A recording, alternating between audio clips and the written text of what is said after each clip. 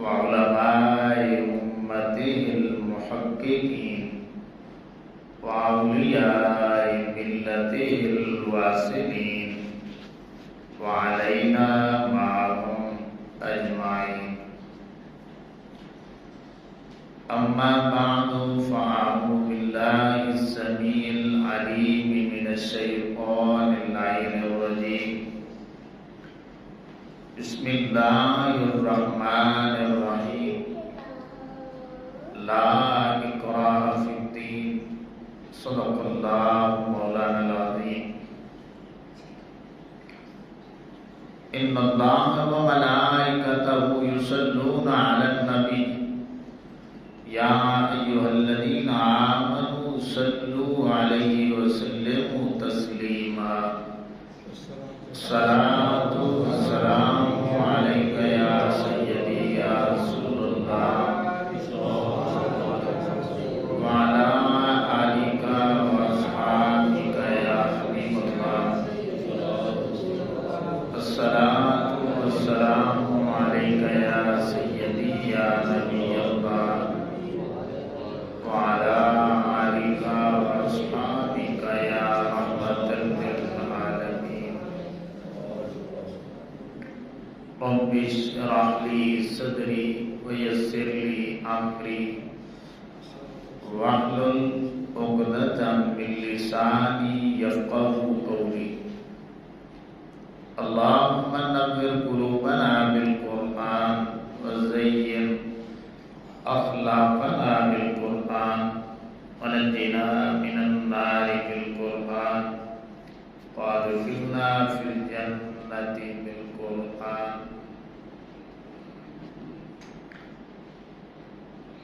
اللہ رب العزت کی حمد و ثنا اور آقا کریم علیہ السلام کی بارگاہ ناز میں درود و سلام کا نذرانہ پیش کرنے کے بعد آپ تمامی احباب کو السلام علیکم ورحمۃ اللہ وبرکاتہ.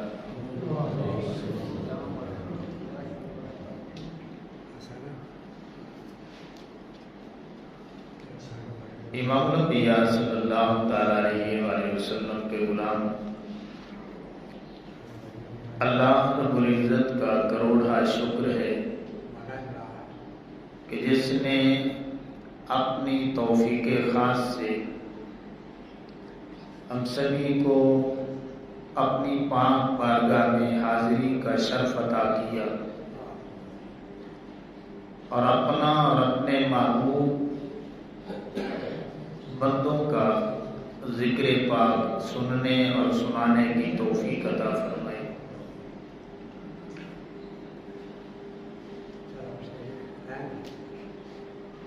امام الانبیاء صلی اللہ تعالی علیہ وآلہ وسلم کے غلام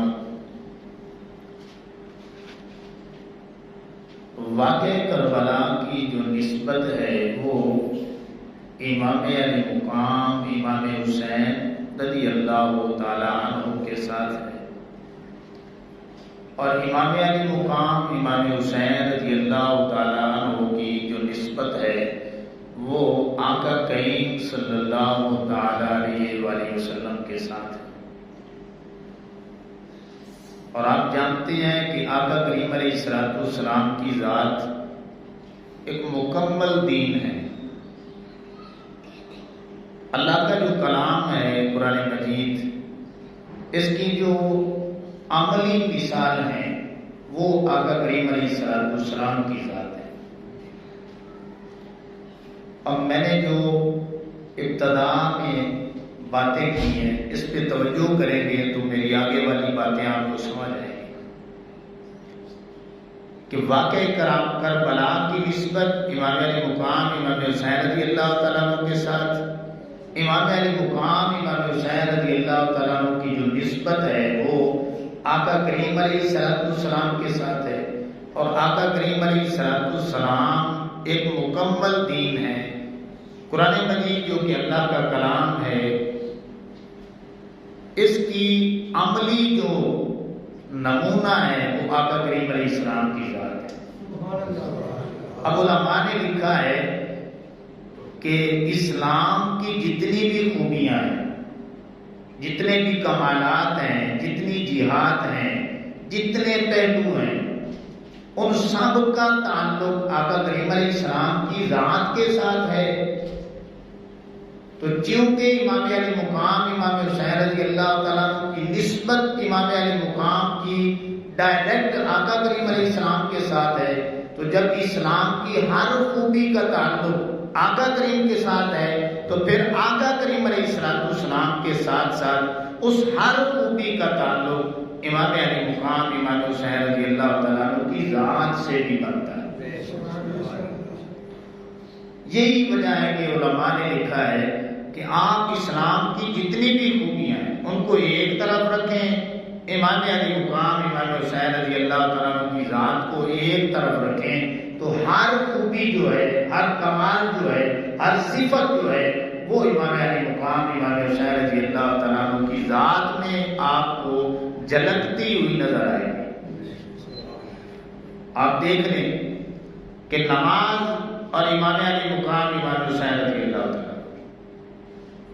روزہ اور امام علی مقام امام حسین رضی اللہ تعالیٰ، حج اور امام علی مقام امام حسین رضی اللہ تعالیٰ، صبر اور امام علی مقام امام حسین رضی اللہ تعالیٰ، شکر اور امام علی مقام امام حسین رضی اللہ تعالیٰ، علم اور امام علی مقام امام حسین رضی اللہ تعالیٰ، حلم اور امام علی مقام امام حسین رضی اللہ تعالیٰ، تقوی اور امام علی مقام امام حسین رضی اللہ تعالیٰ، شجاعت اور امام علی مقام امام حسین رضی اللہ تعالیٰ، سخاوت اور امام علی مقام امام حسین رضی اللہ تعالیٰ، شہادت اور امام علی مقام امام حسین رضی اللہ تعالیٰ۔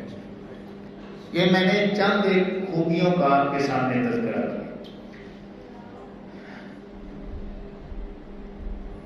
تو آج کا جو ہمارا مضمون ہے وہ ایک نئے انداز میں آپ کے سامنے رکھنا چاہتا ہوں کہ اللہ رب العزت نے ارشاد فرمایا لا اکراہ فی الدین، کہ دین میں کوئی جبر نہیں ہے۔ اب اس کی جو تفسیر ہے جو آقا کریم علیہ السلام سے صحابہ نے سنی وہ میں آپ کے سامنے رکھنا چاہتا ہوں کہ ایک انصاری صحابی تھے، تو ان کے جو دو بیٹے تھے نا وہ غیر مسلم تھے۔ آپ صحابی بھی ہیں، آقا کریم علیہ السلام کی غلامی بھی اختیار کی ہوئی ہے، دو بیٹے جو ہیں نا وہ غیر مسلم ہیں۔ تو ایک دفعہ آقا کریم علیہ السلام کی بارگاہ ناز میں آتے ہیں اور عرضی پیش کرتے ہیں کہ یا رسول اللہ صلی اللہ علیہ وسلم، کیا میں سختی کی بنیاد پہ، زور زبردستی کی بنیاد پہ اپنے بیٹوں کو کلمہ پڑھا سکتا ہوں؟ تو ان آیات طیبات، یہ جو آیت کریمہ ہے لا اکراہ فی الدین، یہ آیت کریمہ آقا کریم علیہ السلام پہ اترتی ہے کہ دین میں جبر نہیں ہے، سختی نہیں ہے، کہ آپ زور زبردستی کی بنیاد پہ کسی کو اسلام میں داخل نہیں کر سکتے۔ اب کیا وجہ ہے کہ زور زبردستی کی بنیاد پہ آپ اسلام میں داخل کیوں نہیں کر سکتے؟ اس کی ایک بنیادی وجہ یہ ہے کہ زور زبردستی کی بنیاد پہ اگر کوئی اسلام میں داخل ہوگا تو وہ اوپر سے تو مسلمان ہوگا، اندر سے کھوٹا ہوگا، منافق بن جائے گا۔ تو اللہ رب العزت یہ نہیں چاہتا کہ کوئی میرے اسلام کو مانے اور پھر منافق ہو جائے، پھر کھوٹا ہو جائے، نہیں، جب بھی وہ اسلام کو مانے تو پھر دل سے مانے۔ اللہ اکبر ہے۔ اور دوسری بات یہ ہے کہ اللہ رب العزت زور زبردستی کی بنیاد پہ کیوں اسلام میں داخل نہیں ہونے دیتا؟ اس کی وجہ یہ ہے کہ اللہ رب العزت نے انسان کو صاحب عقل بنایا ہے، صاحب علم بنایا ہے، کچھ نہ کچھ اختیار بھی دیا ہے، اور پھر اشرف المخلوقات بھی بنایا ہے۔ جب اتنی شانیں عطا کی ہیں تو اب بھی زور زبردستی کی بنیاد پہ ان کو اسلام میں داخل کرنا ہے؟ نہیں۔ اس لیے اللہ رب العزت نے فرمایا کہ لا اکراہ فی الدین، دین میں جو بھی آنا چاہے گا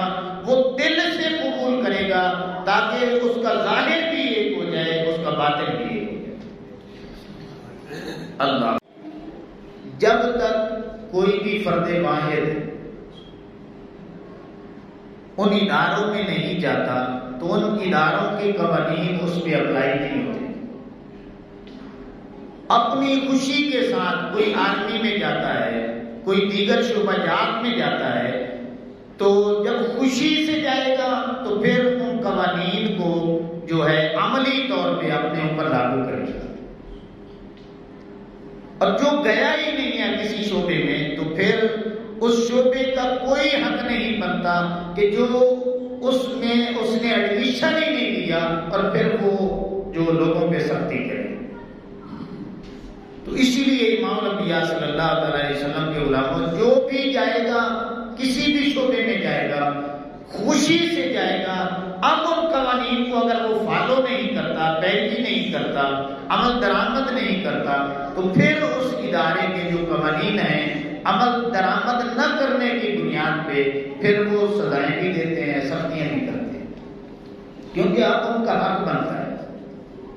اللہ اکبر.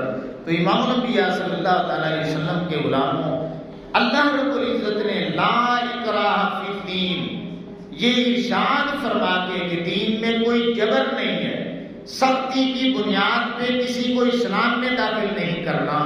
یہ اس لیے کیا ہے تاکہ جو بھی کلمہ پڑھ کے دل سے خوشی کے ساتھ اسلام میں آ جائے تو پھر وہ ذمہ دار شخص بن جائے. اب اس نے قبول کر لیا ہے کہ میں نے اسلام کو مان لیا ہے تو جتنے بھی اسلام کے احکامات ہوں گے، تعلیمات ہوں گی، پھر وہ دل سے اس پہ عمل بھی کرے گا.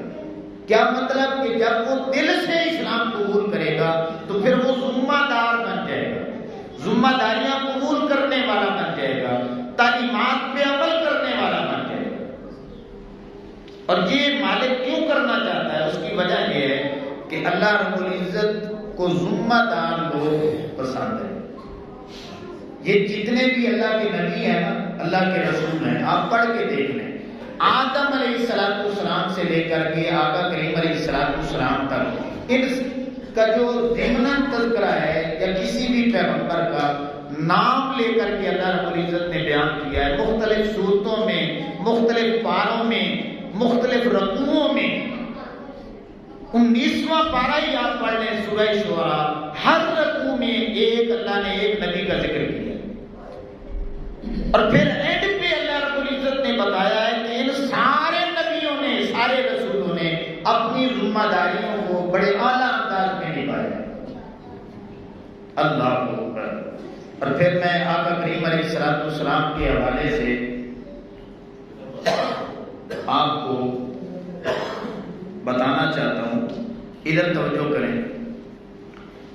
یہ سورہ مائدہ ہے اور آیہ کریمہ نمبر 67. اب سنیں. یا ایھا الرسول بلغ ما انزل الیک من ربک وان لم تفعل فما بلغت رسالتہ واللہ یعصمک من الناس. اس کا ترجمہ آپ سنیں. اللہ رب العزت نے فرمایا کہ اے رسول پہنچا دو جو کچھ اترا تمہارے پاس تمہارے رب کی طرف سے، اور ایسا نہ ہوا تو تم نے اس کا کوئی پیغام نہ پہنچایا.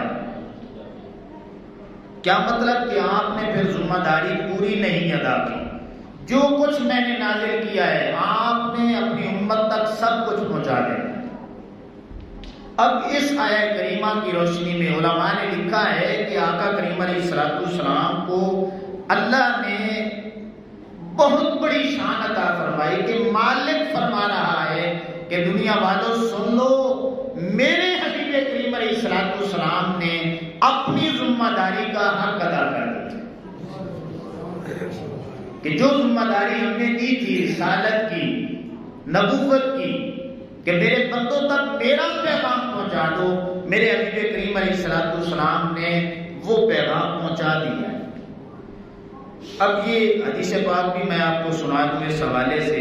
بخاری شریف میں 7078 نمبر یہ حدیث پاک ہے. ابو داؤد میں بھی ہے، مشکات میں بھی ہے. بڑی لمبی حدیث پاک ہے. آقا کریم علیہ السلام نے ایک بہت لمبا خطبہ دیا. اینڈ پہ آقا کریم علیہ السلام نے فرمایا کہ الا هل بلغت، اے میرے صحابہ کرام آپ اقرار کرتے ہو کہ میں نے اللہ کا جو پیغام تھا وہ تمہاری تک ذمہ داری کے ساتھ پہنچا دیا ہے؟ سبھی نے کہا قلنا نعم، جی یا رسول اللہ صلی اللہ علیہ وسلم آپ نے اللہ کا پیغام بڑی ذمہ داری کے ساتھ ہمارے تک پہنچا دیا. اب حدیث پاک میں آتا ہے کہ آقا کریم علیہ السلام نے ایسے انگلی بھی اٹھائی، آسمان کی طرف دیکھا، 3 بار فرمایا اللہم اشہد اللہم اشہد اللہم اشہد، اے اللہ گواہ رہنا، اے اللہ گواہ رہنا، اے اللہ گواہ رہنا. 3 بار جب یہ بات کی، آگے آقا کریم علیہ السلام نے فرمایا فَلْيُبَلِّغُ الشَّاهِدِ الْغَائِبِ، اے میرے صحابہ کرام سن لو، اب قیامت تک میرا پیغام پہنچانا یہ تمہاری ذمہ داری ہے.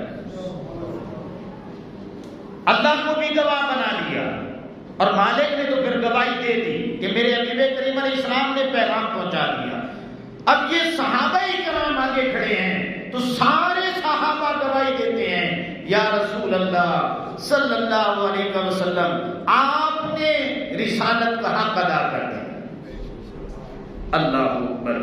تو امام الانبیاء صلی اللہ علیہ وسلم کے غلاموں پتہ کیا چلا؟ پتہ یہ چلا کہ اللہ رب العزت جن کو نبوت عطا فرماتا ہے، رسالت عطا فرماتا ہے، وہ ذمہ دار لوگ ہوتے ہیں، اپنی ذمہ داریوں کو ادا کرنے والے لوگ ہوتے ہیں. اللہ اکبر. اور اللہ نے چنا ہے تو جب ذمہ داری سونپی تو گویا اللہ نے گارنٹی بھی دے دی کہ میرے بندوں، میرے بھیجے ہوئے پیغمبر یہ اپنی اپنی ذمہ داریاں بڑے اعلیٰ طریقے سے سر انجام دیں گے. اللہ اکبر. آگے چلیں تو اب جب ذمہ دار کہہ دیا نا اللہ رب العزت نے، تو کیا مطلب کہ اللہ رب العزت نے آدم علیہ السلام سے لے کر کے آقا کریم علیہ السلام کی ذات تک ہر نبی کی تعریف فرما دی.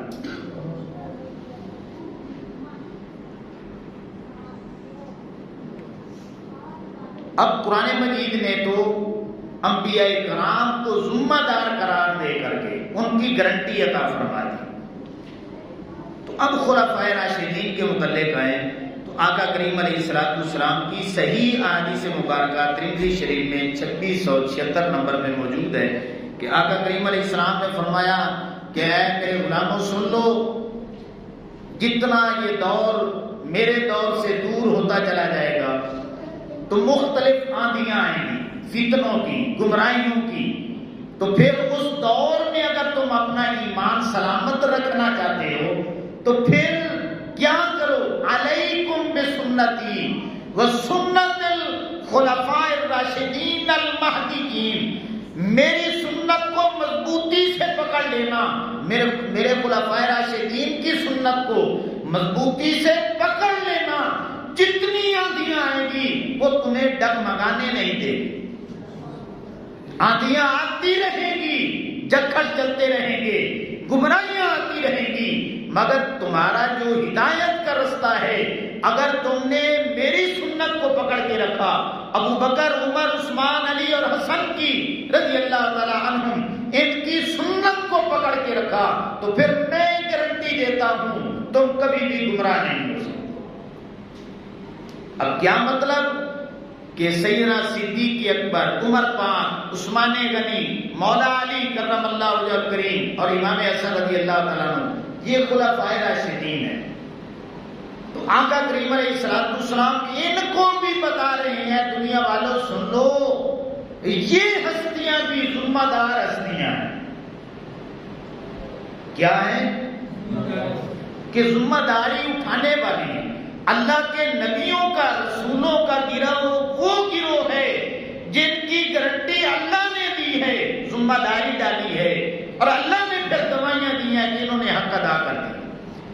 اور یہ جو خلفائے راشدین ہیں ان کی تربیت بھی آقا کریم علیہ السلام نے فرمائی، اور ان کو خلفائے راشدین المہدیین کا لقب کہ ہدایت یافتہ یہ میرے خلفاء ہیں، ذمہ داری دے کر پیغام دے دیا کہ ان کے ساتھ جڑے رہو گے تو پھر گمراہ نہیں ہوگے۔ تو اب دو ہستیاں ذمہ دار بن چکی ہیں، ایک تو اللہ کے سارے نبی ذمہ دار ہیں کہ ذمہ داریاں نبھانے والے ہیں، اور دوسرا خلفائے راشدین جو ہیں یہ ذمہ داریاں نبھانے والے ہیں۔ اب تیسرا گروہ سن لیں کہ وہ کون ہے جو ذمہ داریوں کو نبھانے والا ہے۔ علماء نے لکھا ہے کہ تیسرا گروہ وہ گروہ ہے جن کو آقا کریم علیہ السلام نے دنیا میں جنت کی بشارت عطا فرمائی، اس دنیا میں جن کو شہادت کی خبریں دے دی، گویا ان کو بھی ذمہ دار قرار دے دیا۔ وہ کیسے؟ وہ اس طرح کہ آپ یہ سمجھ لیں مثال کے ذریعے کہ جس طرح ایک بچہ جو ہے یہ امتحان 9th کا یہ رزلٹ بھی آیا نا 2-3 دن پہلے، تو ایمان سے بچائیں جس بچے نے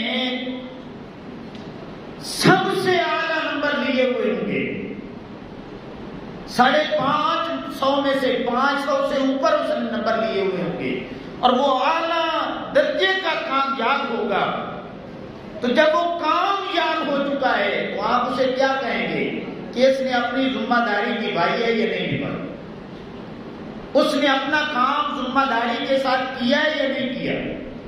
تو ہر شخص کہے گا جب رزلٹ آیا جس بچے کے جتنے زیادہ نمبر تھے تو وہ یہی کہے گا کہ یہ بچہ بڑا ذمہ دار تھا، بڑی محنت سے کام کرنے والا تھا، وقت کی بڑی پابندی کرتا تھا، قابل بھی تھا، محنتی بھی تھا، یہ ساری باتیں بتائیں۔ تو جب اللہ رب العزت نے یا آقا کریم علیہ السلام نے کسی کو جنت کی بشارت دے دی یا شہادت کی خبر دے دی، یہ نتیجہ ہے کہ یہ لوگ اعلیٰ درجے میں کامیاب ہو چکے ہیں، جنہوں نے جنت حاصل کر لی ہے، تو گویا تیسرا گروہ وہ بنتا ہے جن کو جنت کی یا شہادت کی خبر دی۔ آقا کریم علیہ السلام بتا رہے ہیں میرے غلاموں سن لو، جن کو شہادت کی خبریں دی ہیں، جن جنتی ہونے کی خبریں دی ہیں، یہ تیسرا گروہ بھی ذمہ دار بھی ہوگا کہ اپنی ذمہ داریوں کو نبھانے والا۔ اب 3 طبقے ہیں، ایک تو اللہ کے سارے نبی اپنی اپنی ذمہ داریاں نبھانے والے ہیں، دوسرے خلفائے راشدین ہیں جنہوں نے اپنی اپنی ذمہ داریوں کو نبھایا ہے، تیسرے نمبر پہ جس گروہ کی گارنٹی آقا کریم علیہ السلام نے عطا کی وہ شہید ہیں، وہ جنتی لوگ ہیں جن کو آقا کریم علیہ السلام نے اس دنیا میں جنت کی بشارتیں دے دی۔ اللہ اکبر۔ اب یہ چھوٹی سی بات نہیں ہے، ذمہ دار کسی کو کہنا یہ بہت بڑی بات ہے، یہ سن لیں۔ اللہ اکبر۔ اب شہادت کی خبر آقا کریم علیہ السلام نے کن کے متعلق دی؟ یہ ترمذی شریف 3781 نمبر، ابن ماجہ میں 118 نمبر، بڑی مشہور حدیث پاک۔ آقا کریم علیہ السلام نے فرمایا کہ الحسن والحسین سیدہ شباب، سبھی بول نہیں یار، الحسن والحسین سیدہ شباب، کہ حسن اور حسین رضی اللہ تعالیٰ عنہما یہ دونوں شہزادے جنتی نوجوانوں کے سردار ہیں۔ تو جب یہ سرداری کا اعلان کیا کہ یہ جنتی نوجوانوں کے سردار ہیں تو آقا کریم علیہ السلام اپنے غلاموں کو بتا رہے ہیں، اپنی امت کو، کہ یہ 2 شہزادے بھی ذمہ دار ہستیوں میں شامل ہیں۔ ایک جگہ پہ آقا کریم علیہ السلام نے فرمایا کہ حسین منی وانا من الحسین، حسین مجھ سے ہے، میں، سبھی بول رہے ہیں حسین مجھ سے ہے، میں۔ اب یہ شاید آپ کو پہلی دفعہ آپ مجھ سے سن رہے ہیں، آپ جا کے چیک کریں بخاری شریف میں یہ 3110 نمبر حدیث پاک، یہ جو لفظ ہے نا حسین و منی، مشہور ہو چکا ہے کہ آقا کریم علیہ السلام نے صرف امام حسین رضی اللہ تعالیٰ عنہ کے متعلق ارشاد فرمایا؟ نہیں، بخاری میں 3110 نمبر پہ آقا کریم علیہ السلام نے فرمایا ان فاطمہ منی، فاطمہ مجھ سے ہے۔ آپ نے سنا ہے کسی سے؟ آقا کریم علیہ السلام نے فرمایا فاطمہ مجھ سے ہے۔ اور پھر ابن ماجہ کی 119 نمبر حدیث پاک آقا کریم علیہ السلام نے فرمایا علی جو منی، علی بھی مجھ سے ہے، فاطمہ بھی مجھ سے ہے، علی بھی مجھ سے ہے۔ اور پھر حدیث پاک ابو داؤد شریف 144 نمبر آقا کریم علیہ السلام نے فرمایا حسن منی، اور میرا حسن بیٹا بھی مجھ سے ہے۔ پھر فرمایا یہ اب ابن ماجہ میں پھر حدیث پاک حضرت یعلا بن مرہ کے حوالے سے ہے کہ آقا کریم علیہ السلام نے فرمایا حسین منی، حسین بھی مجھ سے ہے۔ اب یہ جو چار ہستیاں ہیں کہ حضرت علی المرتضیٰ شیر خدا، سیدہ فاطمہ زہرا پاک، سیدنا امام حسن رضی اللہ تعالیٰ عنہ اور امام حسین رضی اللہ تعالیٰ عنہ، ان چار ہستیوں کے متعلق صحیح احادیث میں آتا ہے کہ آقا کریم علیہ السلام نے فرمایا یہ مجھ سے ہیں، یہ مجھ سے ہیں، یہ مجھ سے ہیں۔ اب یہ جو مشہور ہے کہ حسین منی وانا من الحسین، حسین مجھ سے ہے، میں حسین سے ہوں، اس کا ایک ترجمہ علماء نے یہ بھی لکھا ہے کہ آقا کریم علیہ السلام نے فرمایا کہ دنیا والوں سن لو، میں بھی ذمہ دار ہوں، میرا بیٹا حسین بھی ذمہ دار ہے۔ میں پیچھے ثابت کر چکا ہوں کہ قرآن مجید نے گواہی دی ہے، اللہ فرماتا ہے میرے حبیب کریم علیہ السلام ذمہ دار ہیں۔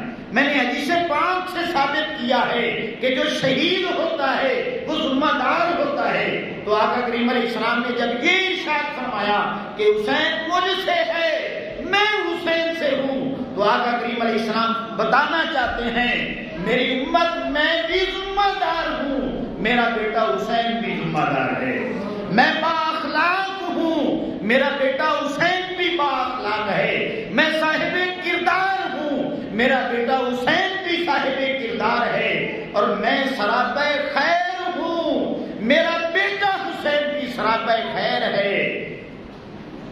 اور جس طرح سیرت اور صورت میں اللہ نے مجھے بے مثل اور بے مثال بنایا ہے، اسی طرح آقا کریم علیہ السلام حسین و منی وانا من الحسین یہ ارشاد فرما کے اپنی امت کو بتا رہے ہیں جس طرح اللہ نے مجھے اس دنیا میں سیرت اور صورت کے حوالے سے بے مثل و بے مثال بنایا ہے، میرے بیٹے حسین کو بھی اللہ نے بے مثل و بے مثال بنایا ہے۔ اللہ اکبر۔ تو کتنی شانیں ہیں ایک لفظ کے اندر کہ جب ذمہ دار کہہ دیا تو گویا آپ نے اس کی اعلیٰ جو شانیں ہیں وہ بیان کر دی۔ اور اس ذمہ داری کی مثال اگر آپ سمجھنا چاہیں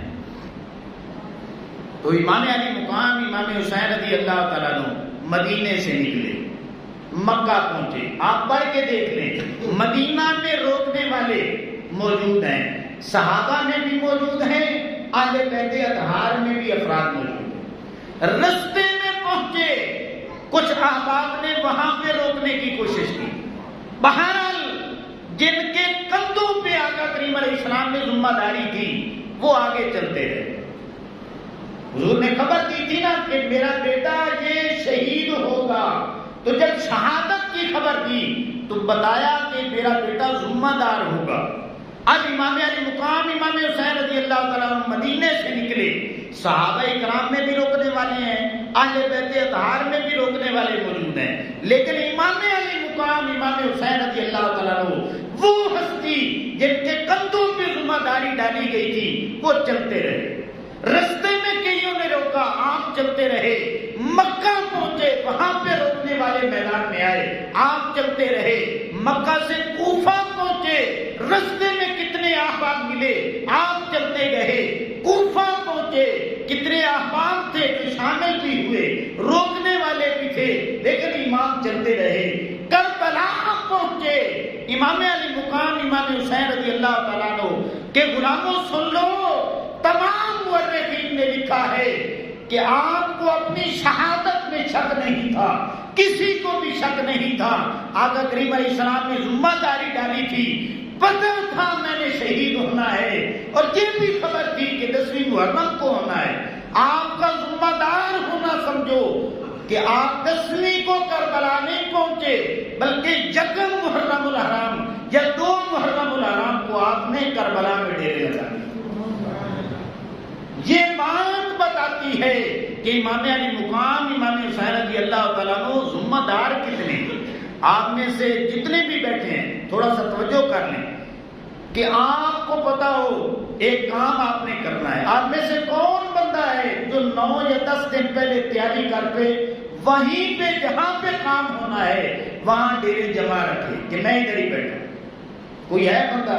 ساری زندگی میں وہ ایسا نہیں کرتا، بلکہ وہ تھوڑی دیر پہلے، آج کل تو ویسے ٹائم بھی کسی کے پاس نہیں ہے، عین ٹائم جاتے ہیں تاکہ فوراً کام ہو جائے۔ آپ کے سر پہ جو آقا کریم علیہ السلام نے ذمہ داری ڈالی تھی اور شہادت کی خبر دی تھی کہ میرا بیٹا حسین ذمہ دار ہے، تو ذمہ داری کو ساری دنیا بیان کرتی ہے کہ امام علی مقام امام حسین رضی اللہ تعالیٰ عنہ 2 محرم الحرام یا 1 کو کربلا میں ڈیرے لگا کے امت کو بتانا چاہ رہے تھے، اے میرے حبیب کریم علیہ السلام کے غلاموں سن لو، میرے نانا نے میرے سر پہ جو ذمہ داری ڈالی تھی وہ میں نے 1 کو کربلا میں ڈیرے لگا کے ذمہ داری اپنی نبھا دی کہ شہید تو 10ویں کو ہونا ہے، لیکن میں اس شہادت سے بھی 8-9 دن پہلے کربلا میں آ چکا ہوں۔ اس انداز میں آپ ذمہ دار انسان تھے۔ اللہ اکبر۔ اب ایک بات سمجھ لیں کہ یہ لفظ میں نے بار بار استعمال کیا ہے، ذمہ دار۔ آج ہمارا معاشرہ جو ہے نا، بزرگوں سے لے کر کے بچوں تک گالیاں مشہور کر رہے ہیں، گالیاں دیتے ہیں، اسکولوں میں مدرسوں میں ہر جگہ پہ گالیوں کا ایک جو ہے وہ سلسلہ چل رہا ہے۔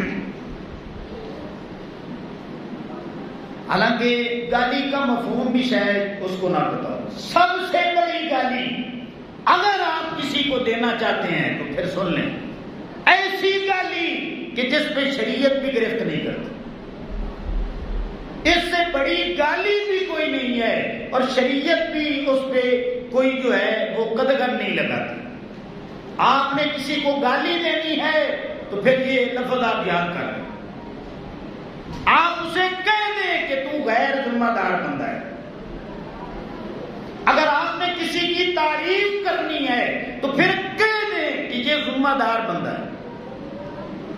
کسی شخص کی تعریف اور برائی ان 2 لفظوں کے اندر چھپی ہوئی ہے کہ جب آپ نے ذمہ دار کہہ دیا تو گویا آپ نے 3 باتیں اس کے متعلق کہہ دی۔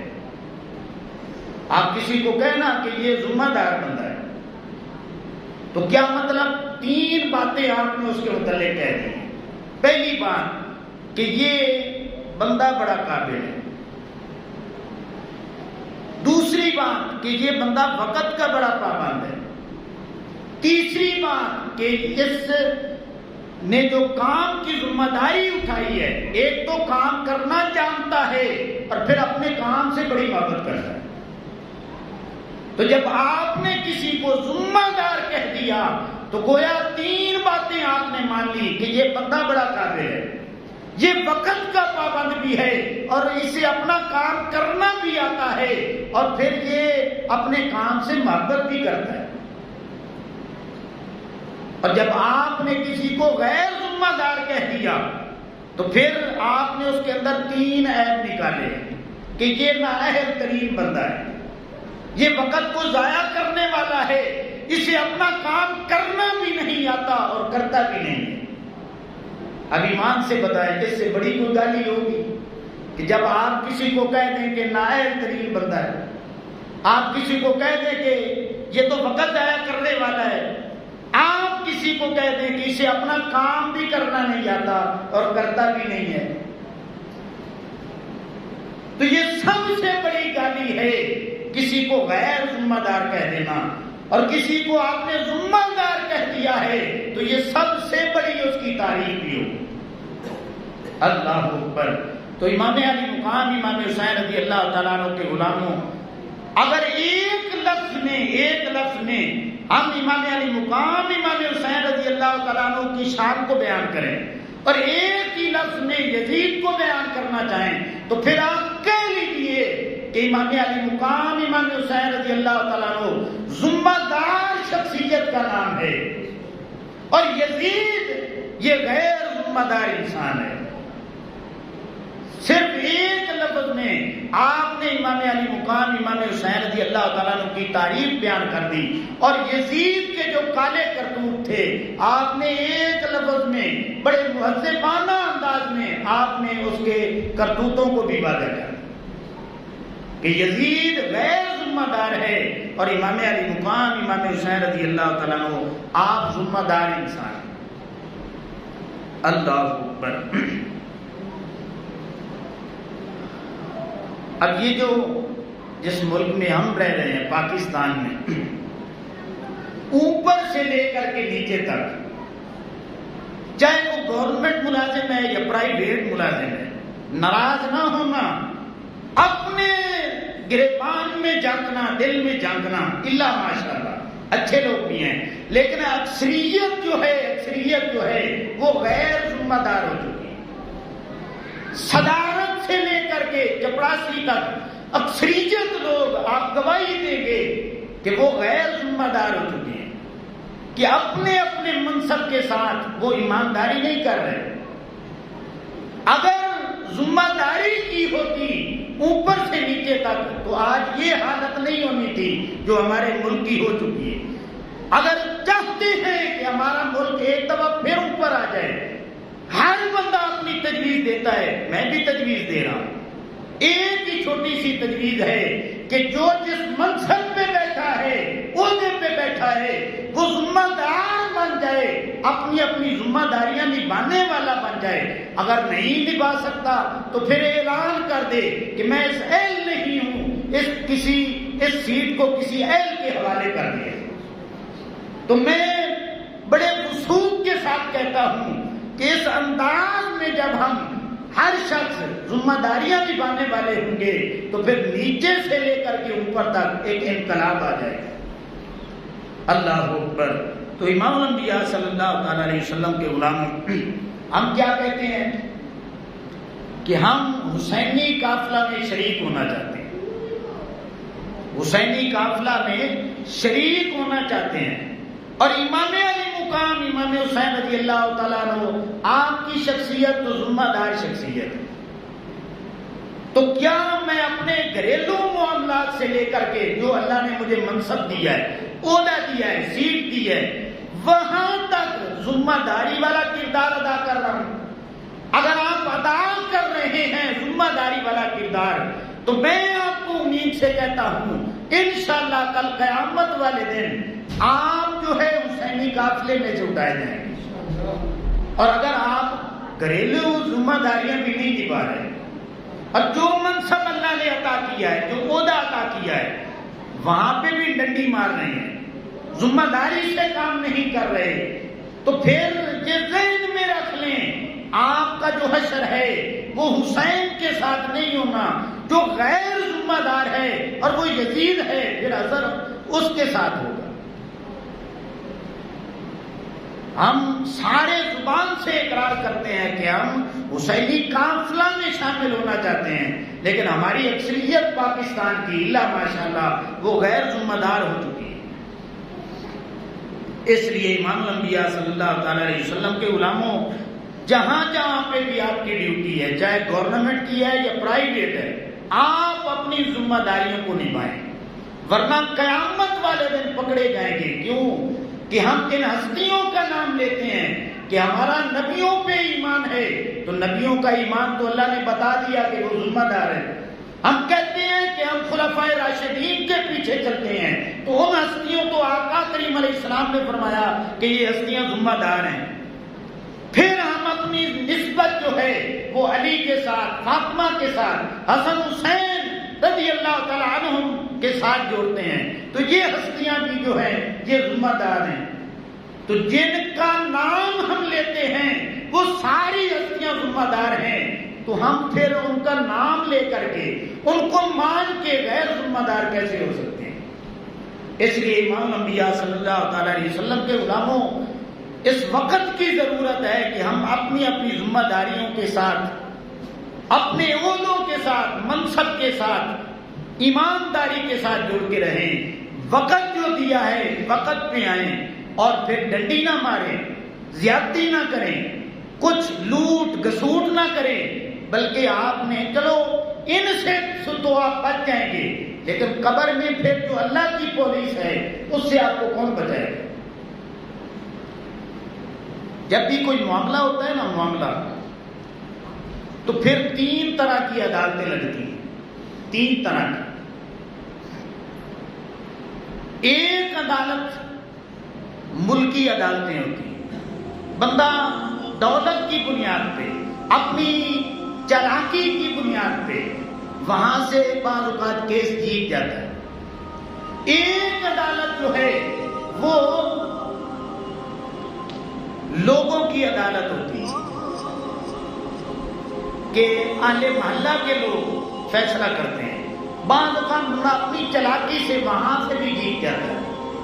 تیسری عدالت جو ضمیر کی عدالت ہے، جو حقیقت سمجھ لیں کہ اللہ کی عدالت ہے، اللہ نے ایک ایسا نظام بنایا ہے کہ وہاں سے بھی داؤ لگا کے بچ سکتے ہو، لوگوں سے بھی بچ سکتے ہو، لیکن جو ضمیر کی عدالت ہے یہاں سے تم نہیں بچ سکتے۔